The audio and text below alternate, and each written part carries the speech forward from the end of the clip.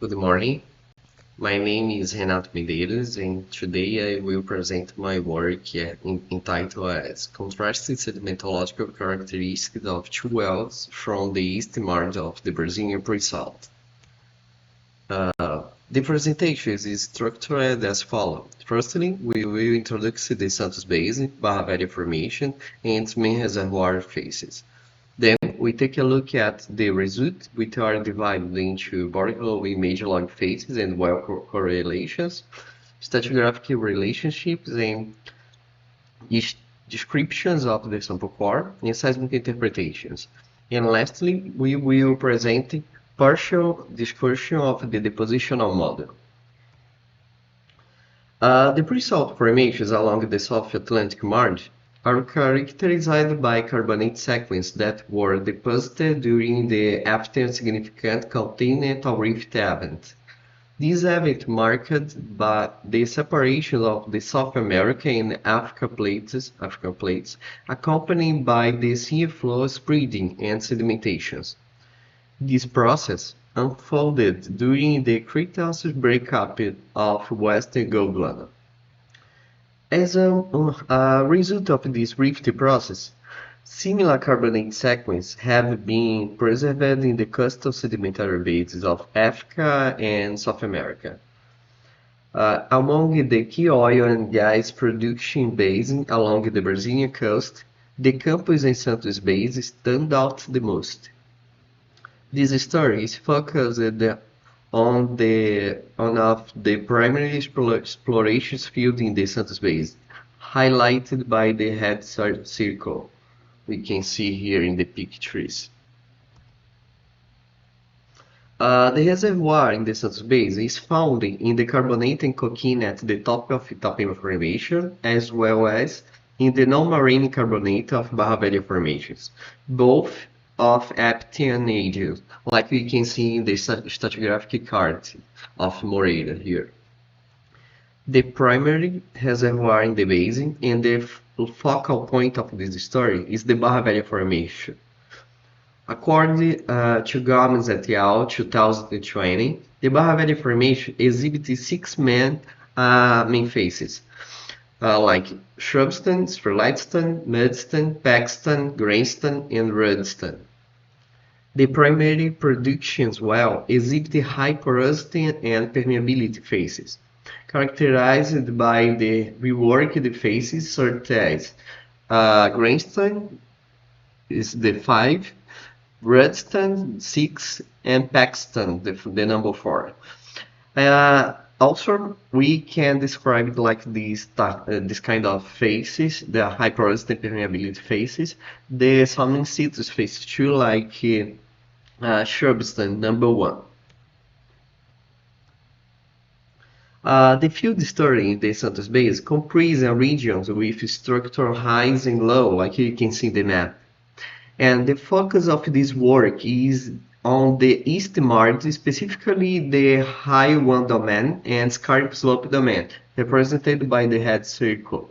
The high 1 domain is represented by the number 1, and the scarp slope domain by the number 2. The highly productive wells were selected on the east edge. Specifically two high productive wells, the ECBE1 and the ECBE2. I will talk about just well 1 and well 2 along the presentations to be more clear. The wells understory now for the high productivity are situated in the transition zones between this domain, precisely on the edge of the scarp slope domain. Both wells consistently demonstrate production rate exceeding 0.6 million barrels of oil per day, as illustrated in this picture in the right side of the slide. Although these wells are highly productive, they exhibit significant physiological difference, suggesting the possibility of distinct depositional sets in the east margin. While there are more than 10 highly productive wells on the east margin of the field, we initially choose to focus on these two wells due to their significant physiological difference. The access to specific core samples interval from these wells aligning with the phases interpretations derived from the image log. The borehole image log phases interpretations. The borehole image log phase interpretations of both wells reveals varying concentrations of phases with different internal subdivisions of the Barra Velha formation, such as BV200 and BV100, as described by Minzone et al. 2020. The main major log phases we can see the legend of these pictures, and these image log phases include limestone, shrubstone, greenstone, volcanic related sediments, greenstone, packstone, and highly altered carbonate with silicified and calcified features. The BV200 is located at the base of the Barra Velha formations in the lowermost part interval of the profiles, and in the wells. In the wells number 2, it exhibits high concentrations of the in situ phases, such as shrubstone and limestone. We can see in the pizza diagram. While in the well number 1, there are high concentrations of rework or altered phases, including greenstone, mainly redstone, with large volcanic cluster and high altered carbonates too. The BV100 is situated at the top of the Barra Velha formations in the both wells. In the well number 2, it continues to exhibit significant concentrations of in situ phases, such as shrubstone and limestone. On the other hand, the well number 1, there are high concentrations of reworked phases, primarily greenstone and redstone. We can see it in the pizza diagram too.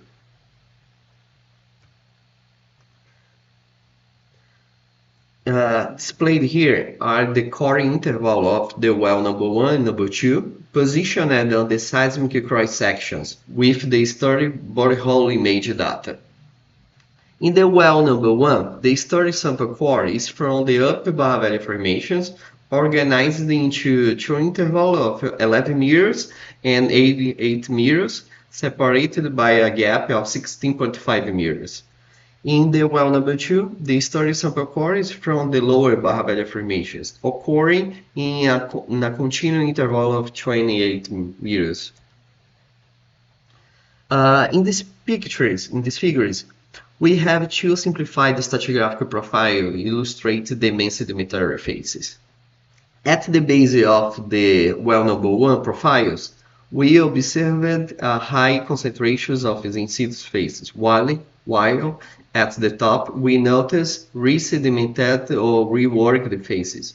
In the profiles, as we move from the base to the top, we can describe the following phases. Shrubstone at the base passes to massive greenstone, flat pebble redstone, and ending with the laminary greenstone. In the well number 2, in the situ phases dominate the entire well, with occasional occurrence of greenstone phase near the top of the profiles. It's possible to see that from the base to the top of the profiles, the phases are follow shrubstones passing to laminaries, shrubstones for lightstone, and ending with the massive greenstone.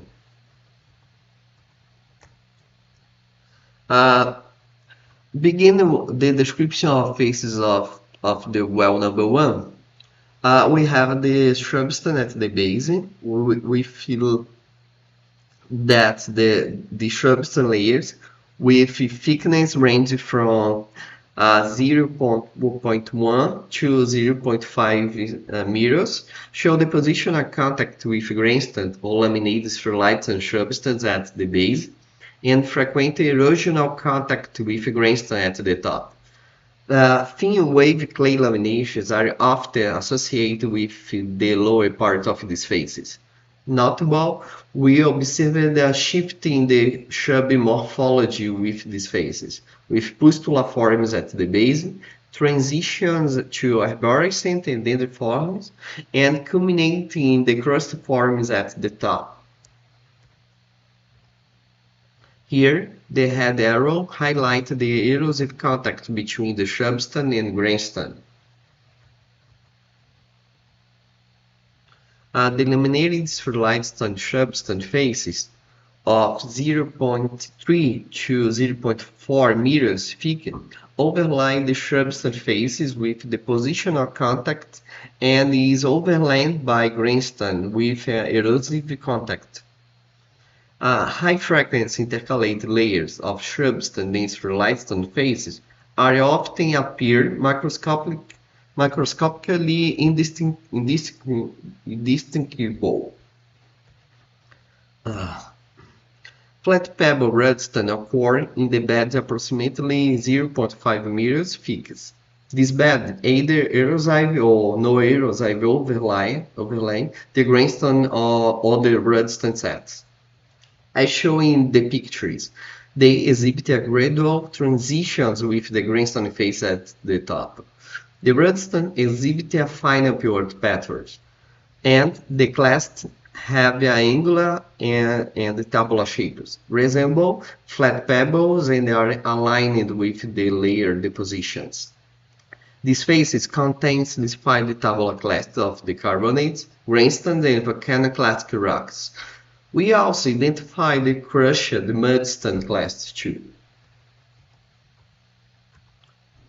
The laminated grainston faces occur in the beds approximately 1 meter thick, transitions gradually with the massive grainston face at the base and being erosively overlaid by the pebble grainston face at the top. The grainston beds form wedge-shaped bed set approximately 0.3 to 0.5 centimeters thick, defined by low angle, opposite apparently deep boundaries. Now we talk about the another well, the well number 2. The shrubstem faces here occur in the beds around the mirror fixed with the positional contacts at the base with laminated limestone shrubstem and frequent erosional contact with the grainston at the top. Shrubstem exhibit different morphologies, include pustula and dendriform, with size and range from millimeters to centimeters. There are high porosity with intershrub and vugula. This phase contains a significant amount of the oil in the pores, frequently staining the sample quality. The laminated substance for limestone has an average layer thickness of 0.5 meters and features the positional contacts at both the top and base with the substance. This phase also exhibits high-frequency intercalations of substance for limestone at millimeters to centimeter scales. Additionally, it can undergo significant silica replacement. Massive grainston has an average thickness of 0.5 meters with erosional depositions at the base and depositional contact at the top with substance. These grainston consist of shrub fragments, spherites, and carbonate clasts. Now we'll talk about the scientific interpretations of, begin with the well number 1. Here, the cross-line seismic interpretation displays the transition limit between the BV100 and BV200, or barra velha 100 and barra velha 200. The four reflected geometries, such as RGP1, 2, 3, and 4, were recognized in the sturdy cross-line ending lines. The RGP1, or high amplitude overlap seismic reflectors, is marked by the overlap of the basement and gradual change of the deep angle toward the basin, with an average deep angle of 6 degrees in the BV200 interval and 3 degrees in the BV100 interval. The RGP2, or high amplitude bidirectional mounted shape, occur at the BV100 and is composed of the belt or cluster of mounts, like we can see in the regional pictures with the cross lines. This cluster of mounts is parallel to the structural height found in here. The RGP3, or low amplitude sheet-like shape reflectors, take place mainly on the BV200. These reflectors exhibit a low amplitude, varying from irregular to sheet-like shapes oriented toward the top. The RGP4, or truncation reflectors, is described in the Itapema formations and exhibit a great deep angle compared to Barra Velha formations. Now we'll take a look in the seismic interpretations of the well number 2. Just to simplify the cross line, make some relationships with another well. We can observe seismic interpretations along the cross line, highlight the transitional boundary between the BV100 and BV200. There are two reflector geometries similar to RGP1 and RGP2 as previously described in the main lines. The RGP1 is characterized by the overlap of the basement and gradual changes in the deep angle toward the base. The RGP2, with exhibit a bidirectional mounted shape, is observed at the Itapema top, the Barra Velha 200, and the Barra Velha 100, like we can see in this part. Now we'll talk about the model discussion, beginning with the stratigraphic model of BV200. The red color we can see in this model represents the basement of Camboriú formations, while the purple represents the domain consists of shrub-dominated faces. The fan depicted here corresponds to gravity flows deposits associated with fan deltas. The well number 1 is strongly influenced by fan deltas, evident from the large amount of reworked sediments as described in the major log phases, including volcanic clastic adjacent to basement and rudest and grandstone layers in this part. And here, the well number 2 is situated in the more sheltered area, predominantly characterized by the in-situ phases, including shrubstone and shrillightstone, as showed here. In the stratigraphic model for BV100, the well number 1 is in the Reservoir carbonate domain, primarily consisting of grindstone packstone faces, as see here. These carbonates are likely reworked by wave in the foreshore to short phase transition zone. The well number 2 is in the transition between a protected domain of deciduous rocks, such as shrubstone and shrillightstone, and the zone of reworked carbonate, such as grindstone and packstone, as well you can see here in the number 2. Now we have the figure illustrate the well's theoretical position with the conceptual model, highlight the proximity and correlatable in the relations to the barrier depositions environment. The well number 1 lower part portion is primed that the well number 1 have black color, the well number 2 have red color. The well number 1 lower portion is primarily in the protected back barrier zones, while the upper part is directly directly associated with wave reworking the foreshore phase transition zones with the four barrier. Given the predominant occurrence of in situ phases with minimal reworking and the observed seismic geometry too, we positioned the well number 2 in the back barrier in this part in red color.